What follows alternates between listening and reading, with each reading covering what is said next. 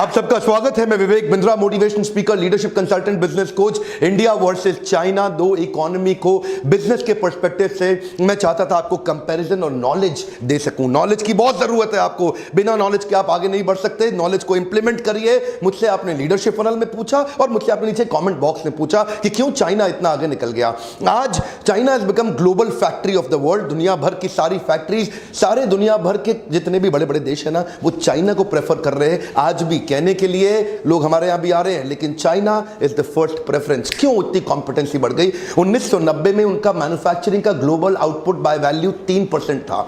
एक बार और चाइना की बात कर रहा हूं। 1990 तक ये केवल 3% global output by value create कर रहे थे दुनिया भर में जितना मैन्युफैक्चरिंग आउटपुट है, लेकिन वो 3% से बढ़ के 25% हो गया है। आज एक देश 200 से ज्यादा देशों में 25% अकेला पूरा ग्लोबल वैल्यू आउटपुट, ये कैसे हो रहा है? आज 80% एयर कंडीशनर वर्ल्ड के चाइना बना रहा है। 70% दुनिया भर के मोबाइल चाइना में ही बन रहे हैं। 60% दुनिया के जूते चाइना बना रहा है। 74% सोलर सेल भी चाइना बना रहा है। 60% दुनिया का सीमेंट चाइना प्रोड्यूस कर रहा है। 50% कोल प्रोडक्शन दुनिया का चाइना कर रहा है। 45% शिप बिल्डिंग चाइना बना रहा है। इस पृथ्वी का लगभग 50% स्टील चाइना प्रोड्यूस कर रहा है। 1.7 बिलियन मेट्रिक टन। 50% सेब पूरी दुनिया में जो आ रहे हैं वो चाइना से आ रहे हैं। आपको पता है नंबर 2 पे कौन सा देश है? यूएस, जो केवल 6% एप्पल प्रोड्यूस करता है। नंबर 1 पे चाइना, और नंबर 1 और नंबर 2 का डिफरेंस आपको दिख ही रहा है। 2017 में $23 ट्रिलियन की इकोनॉमी के साथ दुनिया की सबसे बड़ी इकोनॉमी बन चुका है। आज यूएस के बाद सबसे पावरफुल इस समय दुनिया में चाइना है। $2.2 ट्रिलियन के एक्सपोर्ट के साथ पूरी दुनिया में अनडिस्प्यूटेड नंबर 1 लीडर है आज एक्सपोर्ट्स के मामले में। अमेरिका अपने देश का झंडा खुद नहीं बनाता, उनके 90% झंडे चाइना में बन रहे हैं। लोग सोचते हैं चाइना केवल सस्ता आइटम बनाता है। ध्यान दीजिए, 60% most branded luxury good items आज चाइना में ही बन रहे हैं। ये वही चाइना है जो 1978 तक एशिया और अफ्रीका के पिछड़े देशों से भी ज्यादा पिछड़ा हुआ था। हर साल 10% जीडीपी ग्रोथ ले रहा है। 2014 तक देखा, रिजल्ट क्या हुआ? Per capita individual GDP 49 times बढ़ गया। 1978 तक उनकी पर कैपिटा जीडीपी थी $155, और 1978 से 2014 आज वही बढ़ के 7,590 हो गई। रिजल्ट क्या हुआ? 800 मिलियन लोग चाइना के आज गरीबी दर की रेखा से इन्होंने देखते ही उठा दिए। 800 मिलियन मतलब 80 करोड़ जनता इन्होंने चाइना की उठाई है पिछले 25 सालों के अंदर।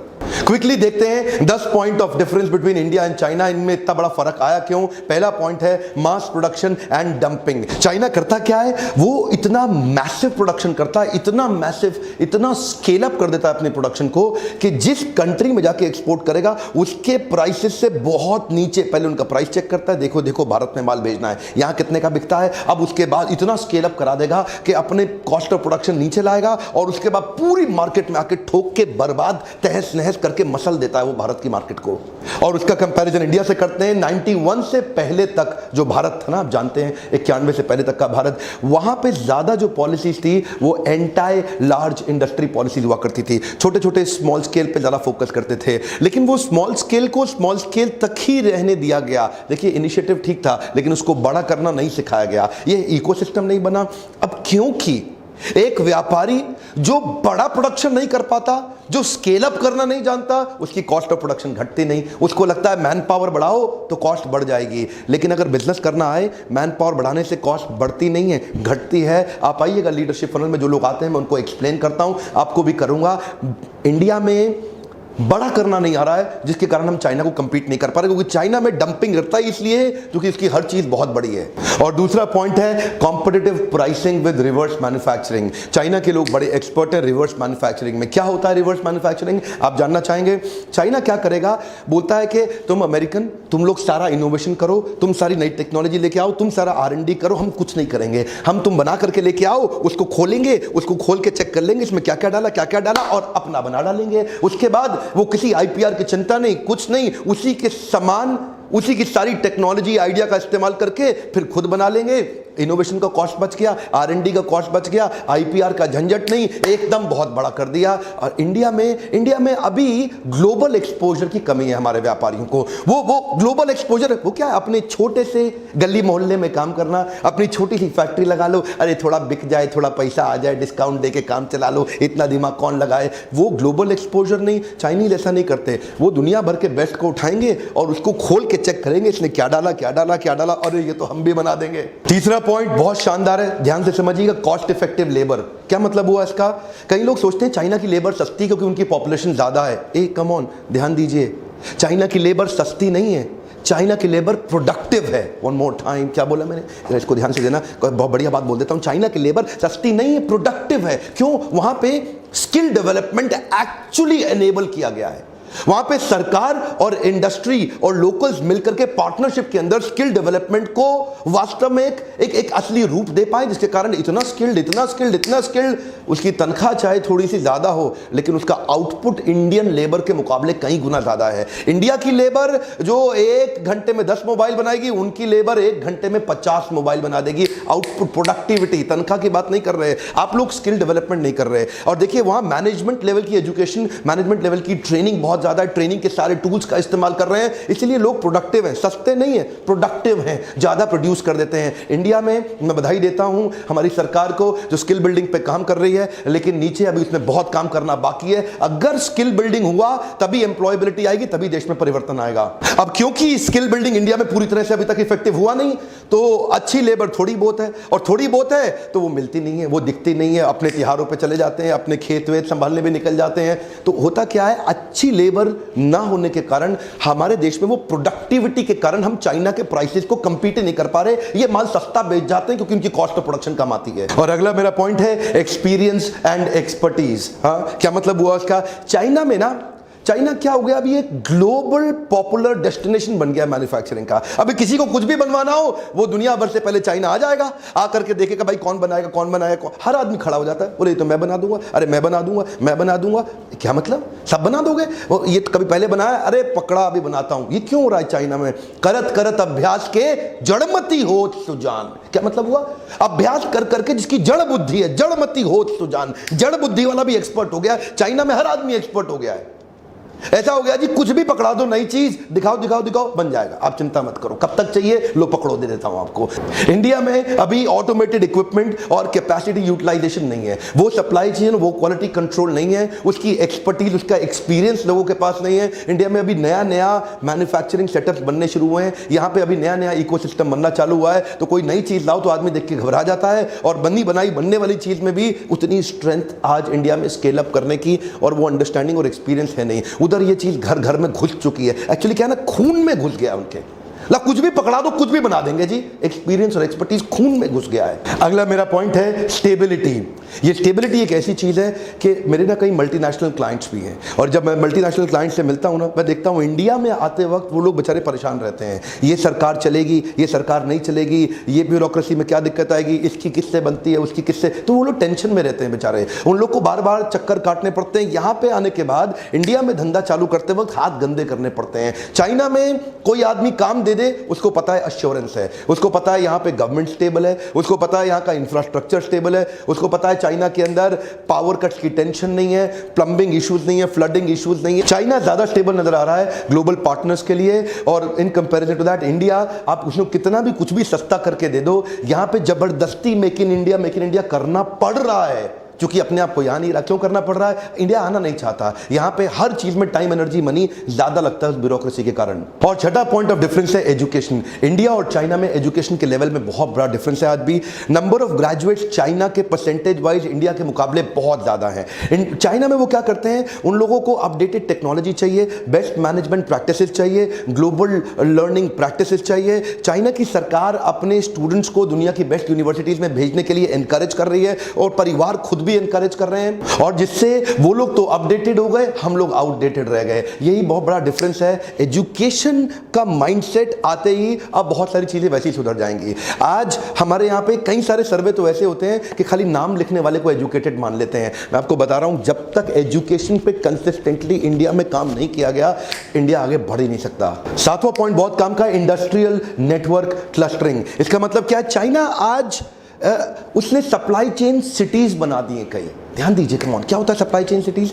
वो एक प्रोडक्ट को बनाने के लिए जो जो कुछ रिक्वायर्ड है उसका पूरा एक क्लस्टरिंग क्रिएट कर देगा। इसका मतलब क्या है? सिंगल फोकस प्रोडक्ट की एक सिटी तैयार हो गई। अब वो एक मोबाइल बनाने के लिए आसपास सब कुछ जो जो कुछ चाहिए सब एक जगह पे आ गया। कुछ अमेरिकन उदाहरण लेते हैं, शुरू करते हैं डेट्रॉइट से, जिसको मोटर सिटी बोला जाता है। ये auto hub, auto parts manufacturing का है। न्यूयॉर्क को फाइनेंशियल सेंटर माना जाता है, वो फाइनेंस के लिए हब है।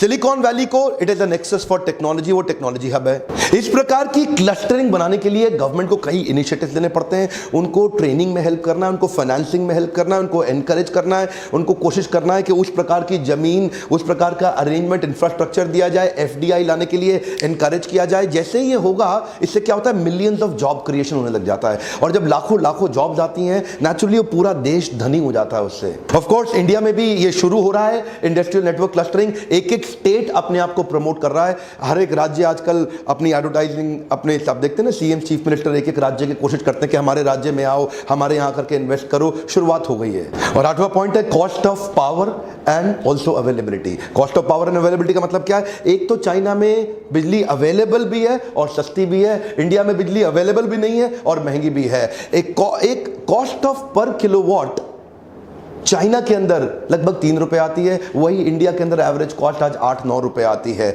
तो और दूसरा क्या, वहां 24/7 बिजली अवेलेबल है। इधर आप कहीं इंडस्ट्रियल एरियाज में आप जाते हैं, वहां 10-10, 12-12 घंटे तक बिजली है ही नहीं। उनको अपने पर्सनल जेनसेट, अपनी पर्सनल कॉस्ट पे उसको मैनेज करना पड़ता है। अब जब अगर बिजली का सपोर्ट नहीं है देश में अभी भी कई जगह पे, तो फिर तो नुकसान होता ही है। 9th पॉइंट है वर्ल्ड क्लास इंफ्रास्ट्रक्चर। चाइना और इंडिया में आज भी बहुत फर्क है। चाइना में उनके हाईवेज, उनके रोड्स, उनके पोर्ट्स, उनके एयरपोर्ट्स, उनका जितना सप्लाई चेन, उनका इंफ्रास्ट्रक्चर इन टोटलिटी बहुत आगे है इंडिया के मुकाबले। चाइना एक्चुअली शुरुआत करता है जब भी किसी काम की 20, 25, 30 साल की तैयारी करके चलता है, जिसके कारण इनकी ट्रांसपोर्टेशन कॉस्ट इंडिया के मुकाबले बहुत घट गई है। इंडिया में उतना इंफ्रास्ट्रक्चर नहीं है, इसलिए ट्रांसपोर्टेशन कॉस्ट भी ज्यादा है, जो एक्चुअली कॉस्ट ऑफ मैन्युफैक्चरिंग में ऐड करनी पड़ जाती है। माल बेचते वक्त किसी भी मैन्युफैक्चरर को ट्रांसपोर्टेशन की कॉस्ट तो जोड़नी पड़ेगी। इधर ट्रांसपोर्टेशन दिल्ली टू मुंबई जितनी आएगी, उतनी वहां पे ग्वांगझाओ से उतने डिस्टेंस पे चाइना में देखेंगे वो कॉस्ट कम आती है। क्यों? इंफ्रास्ट्रक्चर अच्छा है, फैसिलिटीज वहां पे बहुत अच्छी हैं। चाइना में तैयारी ग्रोथ, डेवलपमेंट और कंट्री की लॉन्ग टर्म नीड के हिसाब से होती है। हमारे देश में तैयारी 5 साल बाद मुझे वोट वापस कैसे मिल जाए उस हिसाब से होती है। तो क्योंकि यहाँ पे बड़ा शॉर्ट लिव्ड अटेंशन स्पैन है कि मेरे को 5 साल संभालना है, अगली बार कुर्सी वापस रह जाए, तो अपीजमेंट बहुत ज्यादा है। उधर अपीजमेंट नहीं है, उधर ग्रोथ और डेवलपमेंट पे फोकस है। और 10वां पॉइंट है Chinese government and industry work in partnerships. ध्यान दीजिए, चाइना में क्या है ना, उन्होंने श्रीलंका हो, पाकिस्तान हो या अफ्रीकन कंट्रीज हो, चाइना की सरकार और कॉर्पोरेट दोनों मिलकर काम करते हैं आपस में। वो क्या करते हैं, चाइनीज सरकार खुद चली जाएगी श्रीलंका में, ये हमारी कंपनी आके आपका ये संभाल लेगी, ये संभाल लेगी, ये संभाल लेगी।